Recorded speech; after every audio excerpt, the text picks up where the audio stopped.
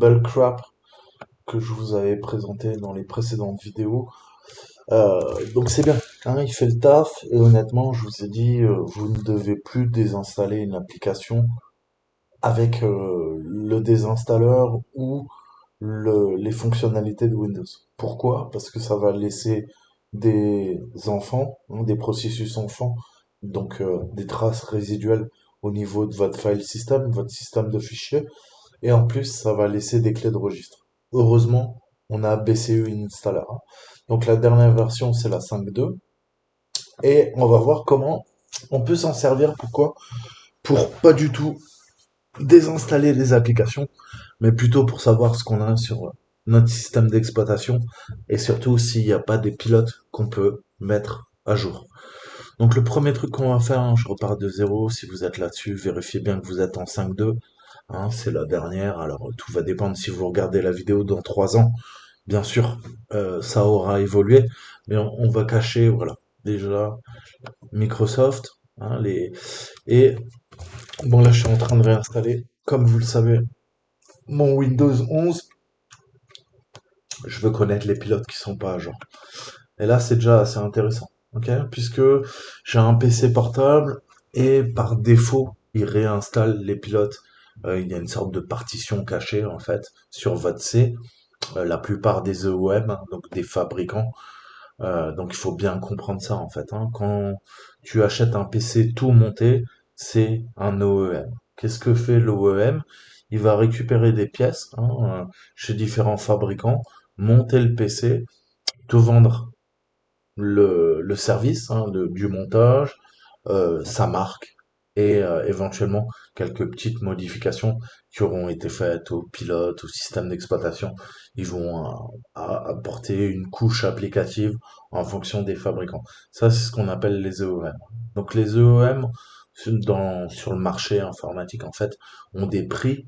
Ils touchent le processeur que toi, tu vas payer 1 000 euros, eux, ils le touchent à 600, 700. Hein, la carte graphique que toi, tu touches à 1 000 euros ou 600 euros, eh ben, ils vont l'avoir à 800, ils vont l'avoir à 750, ils vont l'avoir à 400, hein, celle qui est à 600.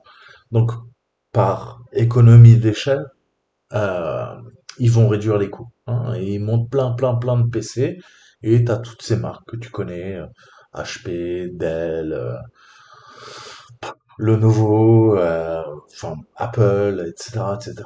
Hein, je vais pas citer tous les fabricants, vous les connaissez tous, Acer et compagnie. Hein. Donc c'est comme ça. Ils font des économies d'échelle et ils te vendent un produit tout fait, tout monté, mais que tu pourrais toi-même monter. Hein.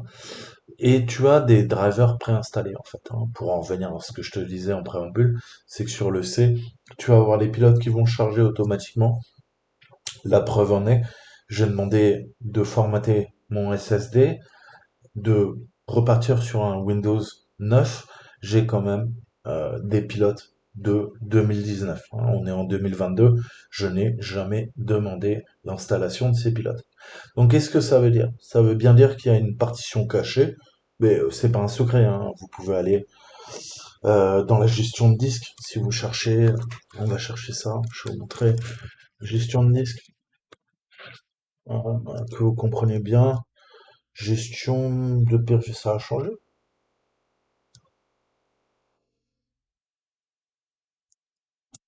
Ouais.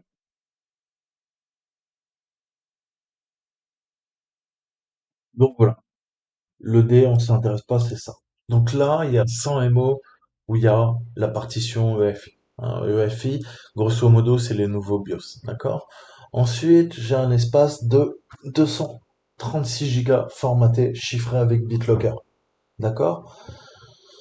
Donc là, c'est déjà assez intéressant puisque BitLocker nous demande si on veut chiffrer l'ensemble du disque dur. On voit qu'ils sont en train de nous balader par le bout du nez. Hein, parce que pourquoi? Bah ouais, le C en effet, hein, il est chiffré de bout en bout. Mais le problème, c'est que ton disque dur, il a une partition EAFI de 100 MO qui est pas chiffrée. Il a une partition SIEM qui est pas chiffrée non plus. Il a une partition de récupération d'1 giga. D'accord? Donc techniquement, ça, plus ça, plus ça permet quoi? Bah ça permet au service de renseignement d'attaquer ta partition chiffrée. Pourquoi? Parce que si tu veux un système sécurisé qui soit chiffré, et on voit que Windows ne te le propose pas, tu as beau choisir le top du top, tu vois bien que on te ment. On te ment, et tu vas me dire oui, mais ça c'est ta partition, elle est chiffrée. C'est quoi le risque? Bah déjà en fait, bah on peut commencer à attaquer ta partition. Pourquoi? Parce que le chiffre n'est pas chiffré de bout en bout. Il n'y a qu'une partition qui est chiffrée. À partir de là, on peut se servir des autres partitions pour attaquer ta partition, trouver la clé de chiffrement et déverrouiller ton volume BitLocker chiffré. Donc toi, tu te crois en sécurité, tu te dis, ah, les agences de renseignement, la police, ceci, cela, il va rien m'arriver. Détrompe-toi, mon copain. En fait, ton disque, il y a qu'une partition qui est chiffrée. Ok? Donc sur l'ensemble du volume, on a quoi? On a une, deux, trois, quatre, cinq partitions. Ok? On a 8 hameaux qui sont non alloués. On a 1 giga, 605. Donc on a quoi? On a, allez, 1 giga 7 sur le disque dur qui est pas chiffré. Et ça, je te dis, ça craint, hein, puisqu'on va venir attaquer en fait. C'est un moyen d'affaiblir bah, le chiffrement BitLocker, ok, pour que les agences de renseignement, pour que la police puisse accéder à tout ça, hein, la gendarmerie, ce que vous voulez. Tout va dépendre du pays où vous êtes, d'accord?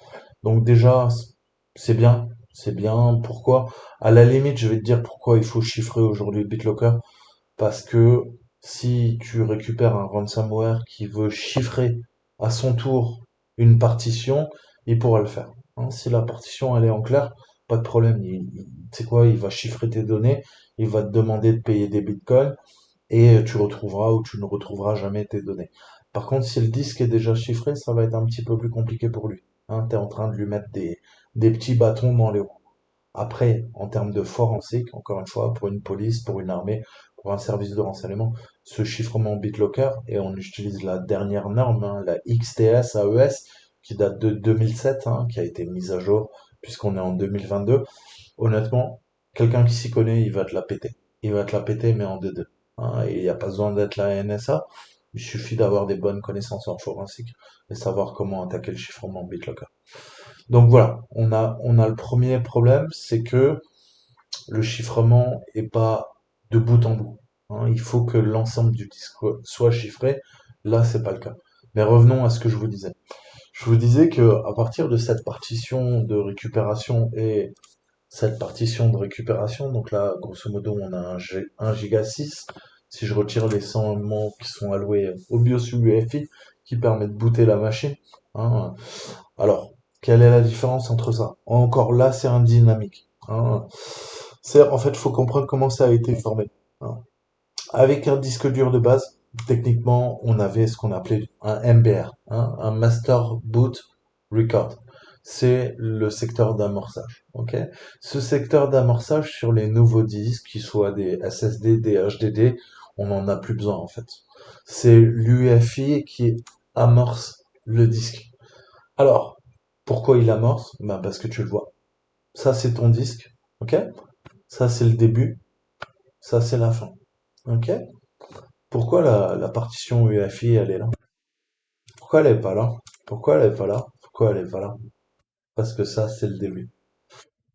Pourquoi la partition du système EFI gère ton BIOS UEFI, hein, U pour Unified, hein, donc système unifié EFI, parce que le MBR, hein, qui était un tout petit espace avant, hein, au tout début du disque, qui permettait d'initialiser, hein, que le BIOS puisse l'initialiser, et qui démarre ton système d'exploitation, ce qu'on appelait l'amorçage, hein, techniquement.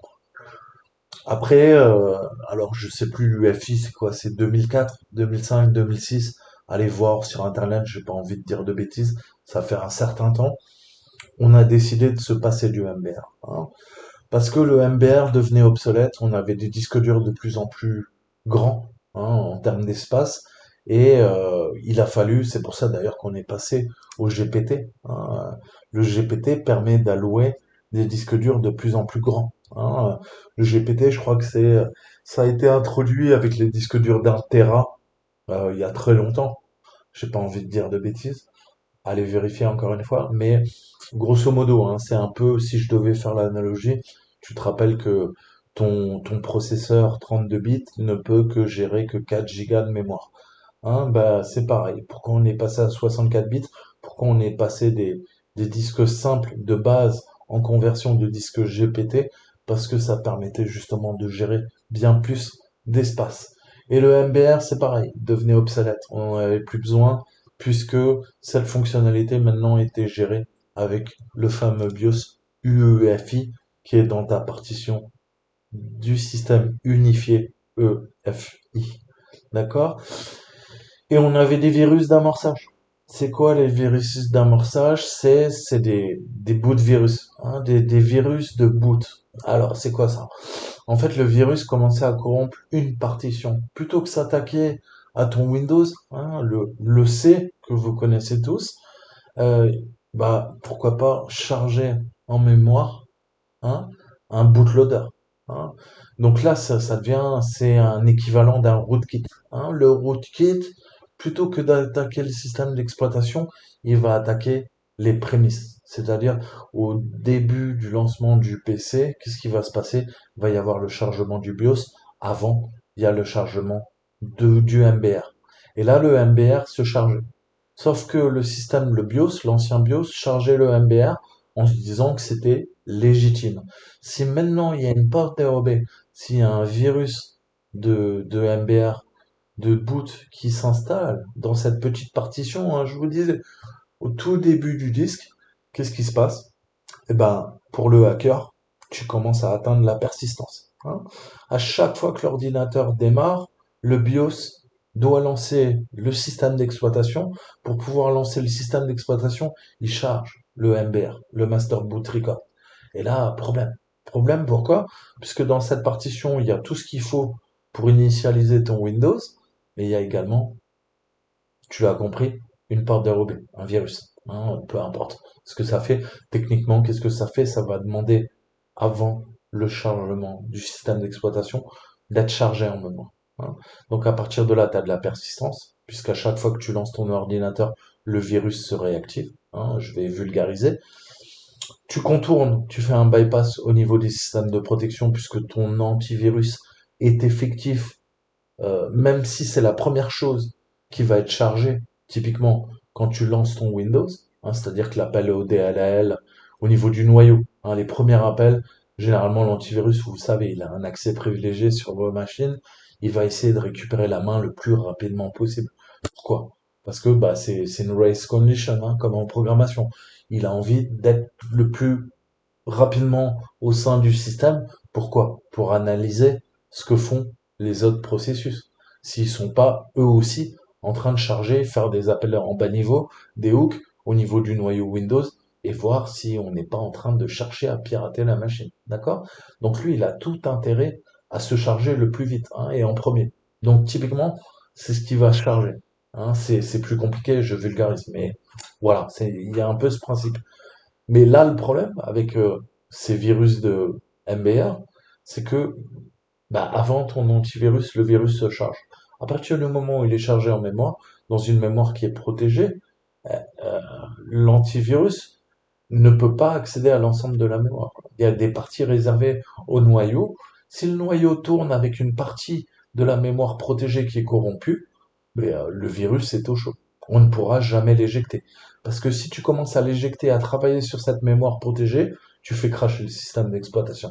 Hein, tu fais un kernel fault. Tu fais un kernel panique. Donc ça devient extrêmement compliqué, hein. En gros, on ne peut pas s'en débarrasser. Le seul moyen, c'est de réinstaller le système d'exploitation, hein.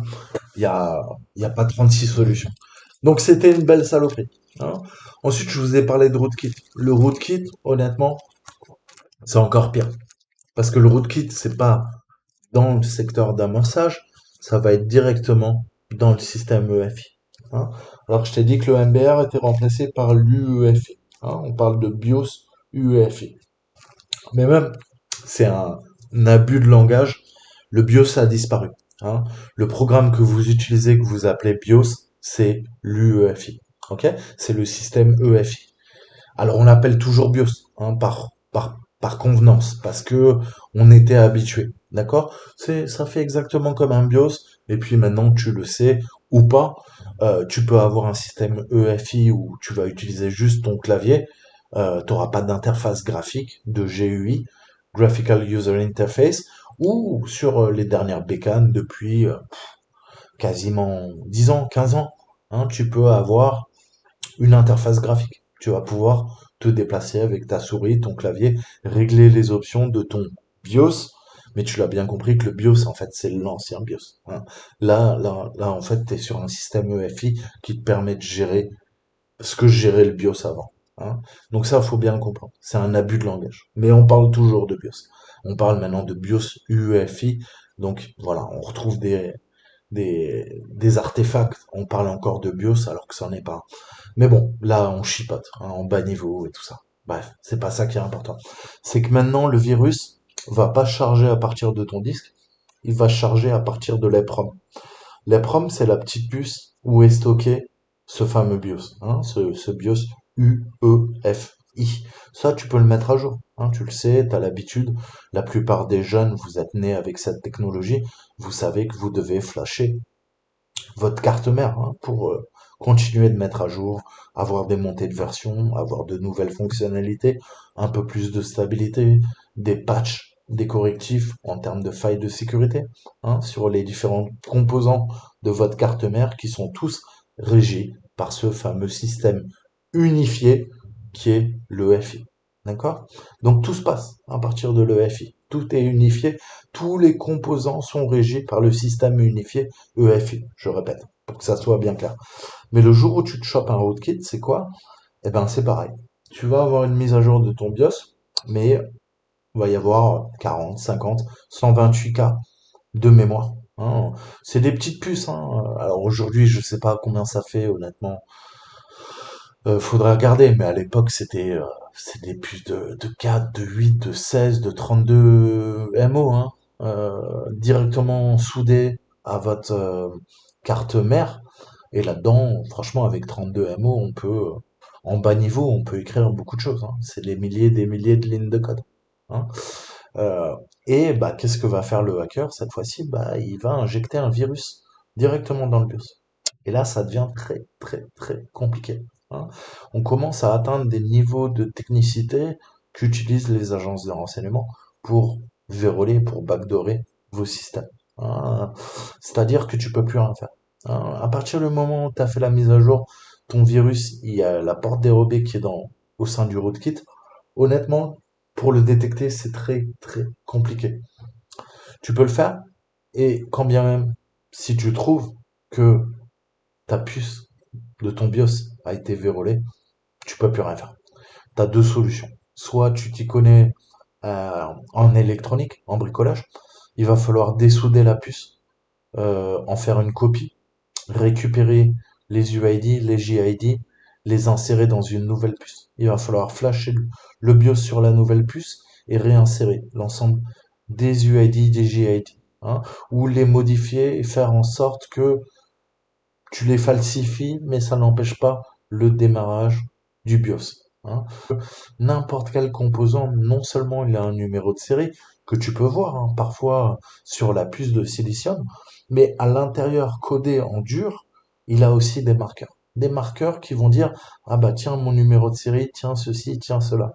Et en fait, ce que fait, je vous parlais des EOM en début de la vidéo, euh, eh ben, ils font en sorte que l'ordinateur ne démarre qu'avec tel ou tel numéro de série.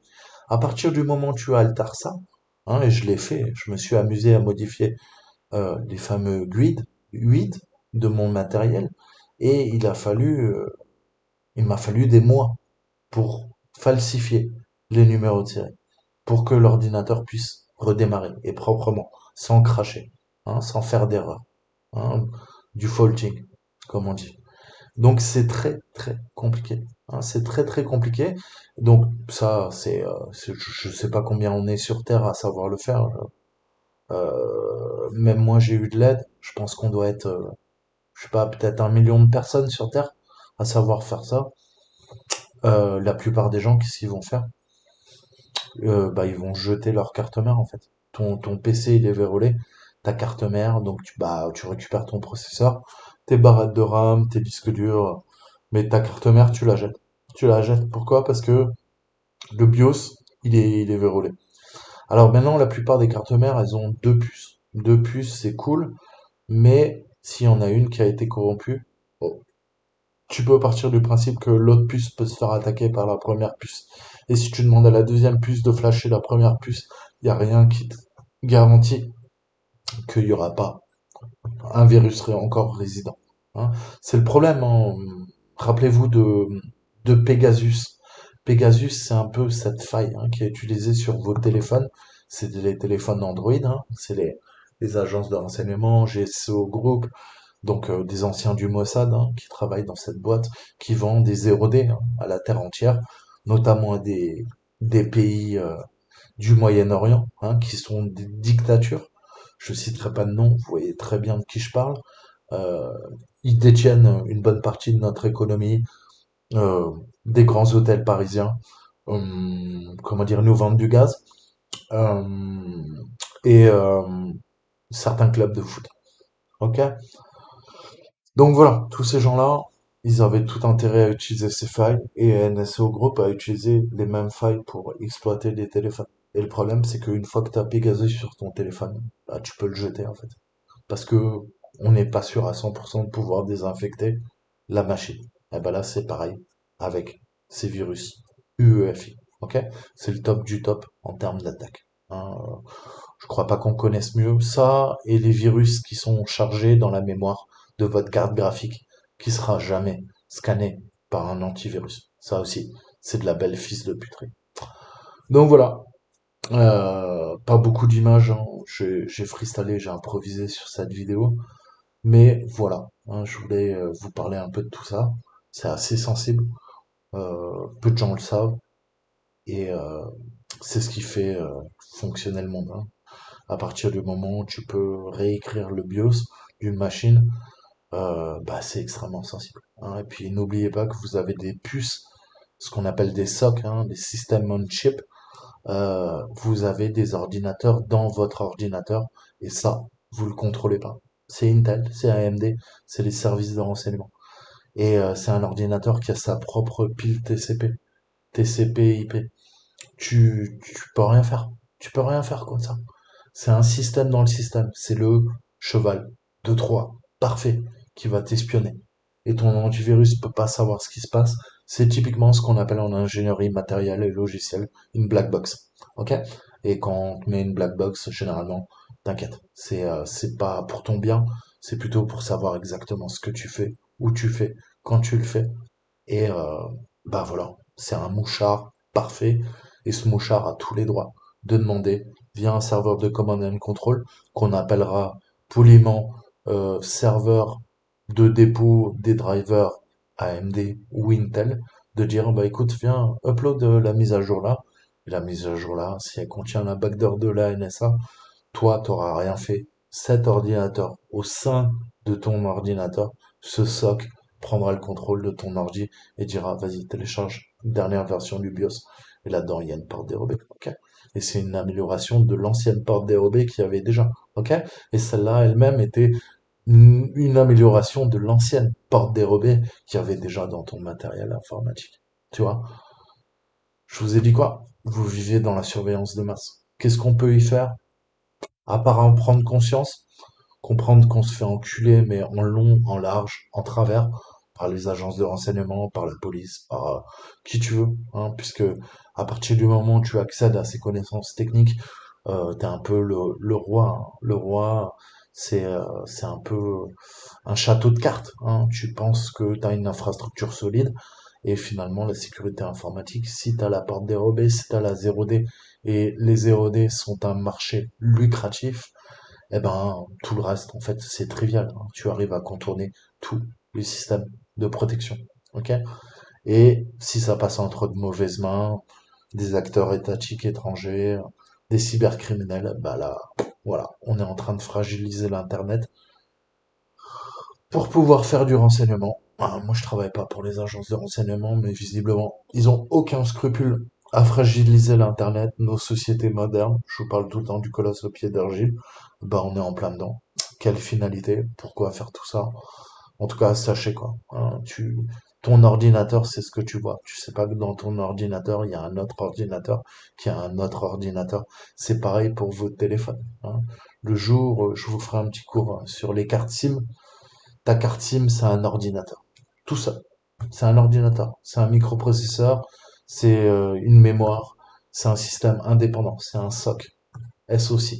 Hein. Et pareil, cette carte SIM que tu mets dans ton téléphone, qui te donne l'email, qui te donne l'IMSI, hein, eh ben, c'est la corrélation entre ton téléphone, qui est une coquille, et cette puce. Cette puce, elle fait bien plus que à l'époque stocker tes numéros de téléphone. C'est un système qu'on peut venir pirater, qu'on peut venir espionner, et c'est comme ça qu'on installe des portes dérobées en fait.